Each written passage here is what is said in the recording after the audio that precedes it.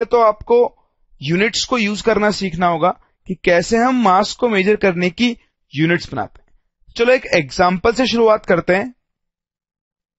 तो देखो, ये हमारे एग्जांपल का एक सेटअप है। मैं आपको पहले सेटअप एक्सप्लेन कर देता हूं। ये आपके पास एक वेट बैलेंस है,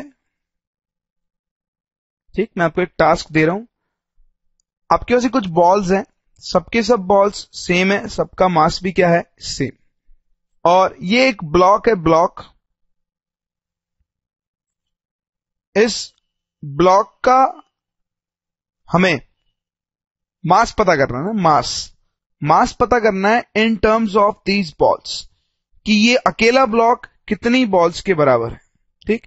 सपोज हम बहुत पुराने जमाने में जी रहे हैं, हमें नहीं पता केजी, ग्राम ये सब क्या होता है, और हमें बस इस ब्लॉक को पता करना है कि इसको हम कैसे, इसका वेट हम मेजर कर सकते हैं।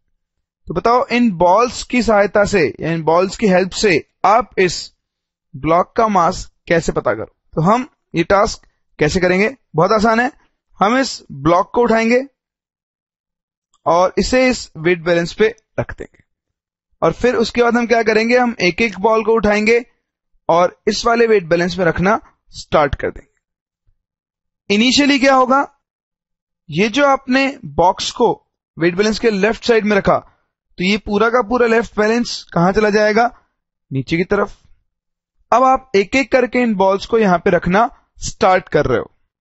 जैसे जैसे नंबर ऑफ बॉल्स बढ़ते जाएंगे, ये बैलेंस फिर ऊपर की तरफ मूव करेगा, और तब तक मूव करता रहेगा जब तक यहां पे रखी हुई बॉल्स का वेट इस बॉक्स के वेट के बराबर ना हो जाए। बोलो, ऐसा ही होगा, है? जिस पॉइंट पर ये दोनों वेट बैलेंस इक्वल हो गए, हम क्या बोल देंगे कि दोनों साइड मास इक्वल है। और इस टाइम पर हम ये कह सकते हैं कि mass of box is equals to, यहां कितनी बॉल्स है, 5 times the mass of balls. बोलो, कह सकता हूं। चलो, यहां पे बॉक्स की जगह कुछ और रखते हैं। मान लो यहां पर हम एक बड़ी बॉल रखते हैं, और ये मानते हैं कि यहां पर ये 2 बॉल्स और रखने पर ये वेट बैलेंस हो जाता है। अब हम क्या बोलेंगे कि mass of this green ball, mass of the green ball is how many times, 7 times the mass of balls. समझ में आता है आपको? इस तरह से हम किसी भी चीज का मास इन बॉल्स के मास के टर्म्स में कैलकुलेट कर सकते हैं। तो जब हमें मास ऑफ बॉक्स लिखना है तो हम लिखेंगे 5 times the mass of balls. जब हमें mass of this green ball लिखना है तो हम लिखेंगे 7 times the mass of balls.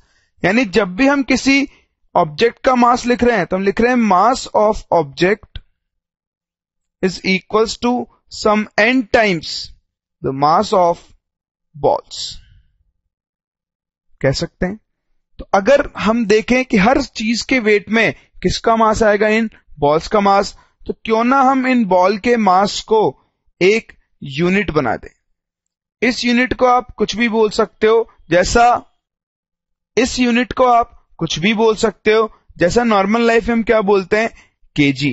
KG क्या है, एक ऐसे ही ब्लॉक का मास है जिसको हमने क्या मान लिया है, 1 केजी। आप चाहो तो इसको अपना नाम दे सकते हो, आप इसको शाहरुख खान बोल सकते हो कि एक बॉल का मास शाहरुख खान है, तो इस बॉक्स का मास क्या हो गया, 5 शाहरुख खान। इस ग्रीन बॉल का मास कितना हो गया, 7 शाहरुख खान। जो चीज आपको पसंद है वो आप इसको नाम दे सकते हो। तो इस तरह से किसी भी चीज के मास को कैलकुलेट करने के लिए यूनिट्स डेराइव की जाती है। बोला, यूनिट्स बनाना आपको समझ में आया? कि जब आपको ये समझ में आएगा तभी आपको एटॉमिक मास समझ में आएगा, ठीक। अब देखो, एटॉमिक मास को कैलकुलेट करने के लिए भी हम कुछ ऐसा ही प्रोसेस काम में लेते हैं